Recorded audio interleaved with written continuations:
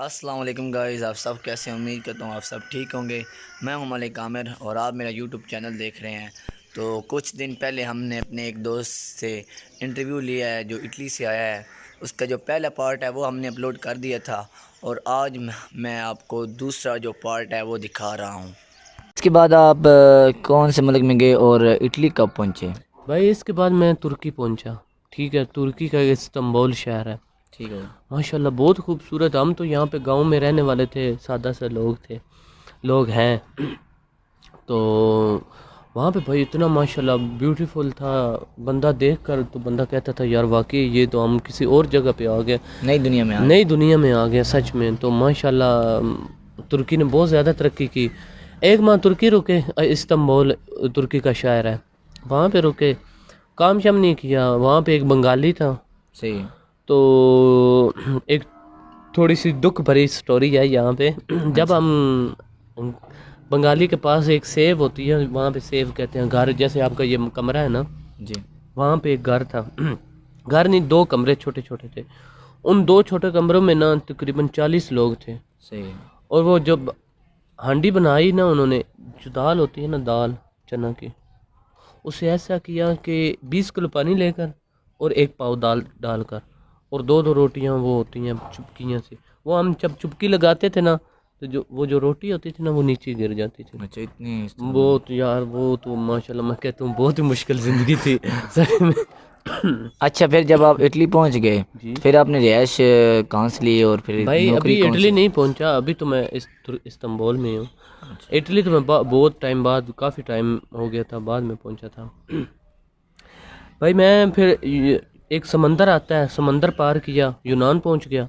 یونان 1 ماہ میں نے کام کیا، اور میرے پاس کچھ تھوڑے سے پیسے بن گئے، اچھا، اور تھوڑے سے ہی پیسے بنے تھے، 500-600 یورو۔ ہاں، تو بھائی پھر میں آگے بارڈر اوپن ہو گیا تھا، اچھا، جب یہ شام کی جنگ ہوئی تھی نا، اچھا، بارڈر اوپن ہوا تو ہم چلے گئے۔ خدا بھلا کرے، میں نے اپنی امی ابو سے بات کی، اور میرے ماموں تھے، کزن وغیرہ تھے وہاں پہ یونان میں۔ میں نے بولا میں نے یار آگے جانا ہے، میں نے یہاں پہ نہیں رکنا۔ یونان میں بہت کام کی بہت جسے کہتے ہیں نا کمی تھی، بہت کام ملتے ہی نہیں تھا۔ جو پاکستانی ہمارے بھائی ہوتے ہیں نا وہاں پہ، وہ بہت زیادہ ظلم کرتے ہیں۔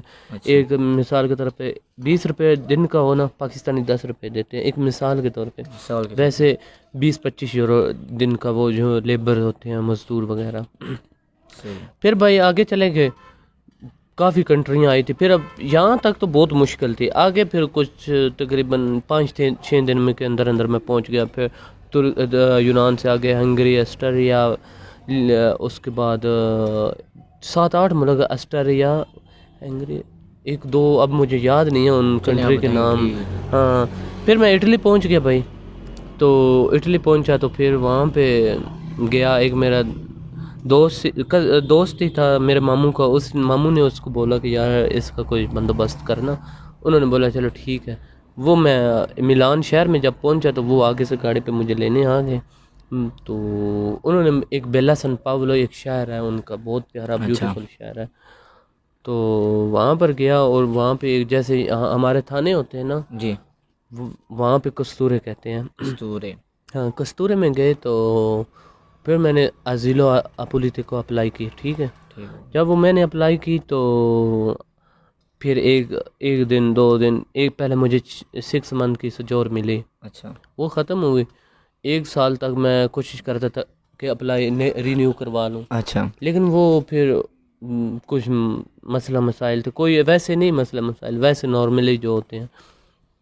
تو جب اور میرے دوست کافی تھے وہاں پہ، کسی کا وہ کمیشن جو ہوتا ہے پاس ہو جاتا ہے، کسی کا نہیں، کوئی میری طرح لیٹ دن بدن دیر ہی ہوتی جا رہی تھی۔ تو بھائی پاکستان کی بھی بہت ٹینشن تھی، یہاں سے بھی آپ کو پتہ ہے کہ کزن وغیرہ گھر والوں سے پیسے لے کر، اس وقت 3.5-4 لاکھ روپیہ بہت زیادہ تھا، ٹوٹل 3-4 لاکھ خرچہ ہوا تھا اس وقت۔ ہاں اس وقت تقریباً میرا 4.5-5 کے قریب اٹلی پہنچتے تک ہو گیا تھا۔ ہاں ہو گیا تھا۔ اب جو صرف 4.5-5 ہے نا، وہ صرف استنبول پہنچنے تک لگ جاتا ہے، تو اٹلی پہنچتے تک تقریباً کم سے کم 18 سے 20 لاکھ روپیہ خرچہ ہو جاتا ہے اب اس نارمل سچویشن میں۔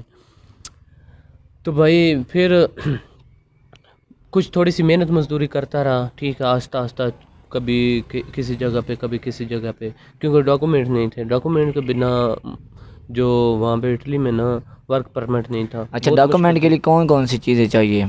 بھائی. ڈاکومنٹس کے لیے سب سے پہلے اپنا لک ہوتا ہے. اچھا، لک ہونا ہاں، ضروری ہے. لک ہونا بہت ضروری ہے.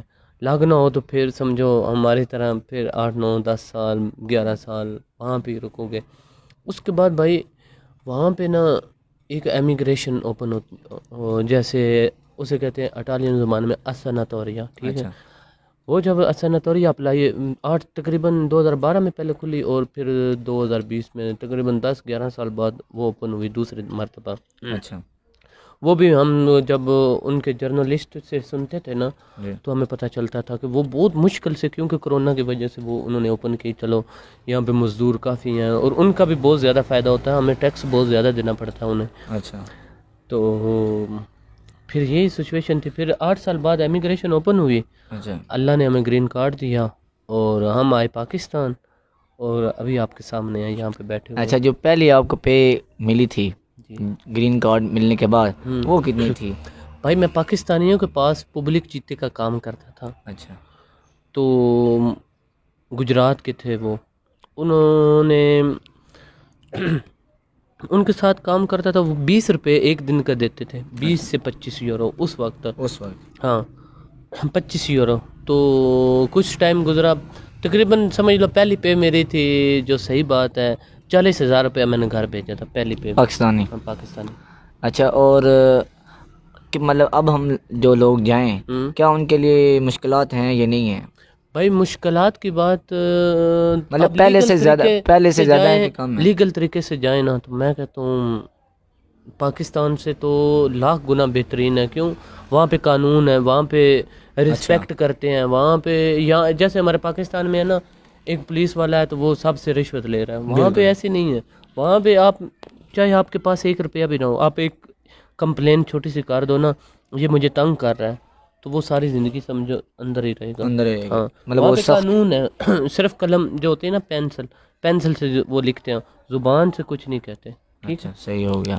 اور فائنلی اب آپ دوبارہ کب جائیں گے؟ انشاءاللہ 31 اگست کو میری واپسی ہے. صحیح ہے. اور ٹوٹل آپ نے کتنی ارننگ کر لی ہے بھائی ایک اندازے کے مطابق؟ تقریباً 1 کروڑ کے قریب میں نے کر لی. جو ناظرین آپ نے سنا کہ 1 کروڑ انہوں نے ارننگ کی، وہ بھی اتنے 8 سال تقریباً. ہاں کیونکہ ڈاکومنٹ نہیں تھے. پھر 8 سال ان کو لگے 1 کروڑ کمانے میں. پھر جب یہ گھر آتے ہیں اور پھر آگے سے یہ شادی کرتے ہیں اور اپنا گھر بناتے ہیں، اور اس کی بھی ہم آپ کو پکچر دکھائیں گے. اور دیکھیں ایک دین پور کا شخص بہت ہی مطلب نکما سا سمجھے، کیونکہ کلاس میں میری تھا تو پتہ تھا یہ کس ٹائپ کا ہے، لیکن اس نے اسٹرگل کیا، اس نے محنت کی اور آخرکار یہ کامیاب ہو گیا. ہمارے لیے ایک موٹیویشنل اسپیکر کی طرح ہے، کیونکہ اتنی گرمی تھی وہاں پر، ہم نے تو سنا تھا بہت مشکل حالات سے، لیکن پھر بھی اس نے ہمت نہیں ہاری اور یہ پہنچ گیا. اگر آپ کو یہ انٹرویو پسند آیا تو پلیز لائک کریں اور اپنے دوستوں سے شیئر کریں اور ہمیں فیڈ بیک دیں. تو گائز آپ نے انٹرویو دیکھا ہوگا اور ہوپ آپ نے انجوائے بھی کیا ہوگا. حسن بھائی کے ساتھ آپ نے دیکھا ہوگا کہ وہ کیسے وہ اٹلی پہنچے اور کتنی انہوں نے محنت کی اور اللہ نے آج انہیں صلہ دے دیا. تو پلیز آپ پھر ویڈیو اگر آپ کو اچھی لگے تو لائک شیئر اور سبسکرائب کریں. ایسے ہی یار. ہاں جی، سبسکرائب کر دو ہمارے بھائی کو. ٹھیک ہے، خدا حافظ.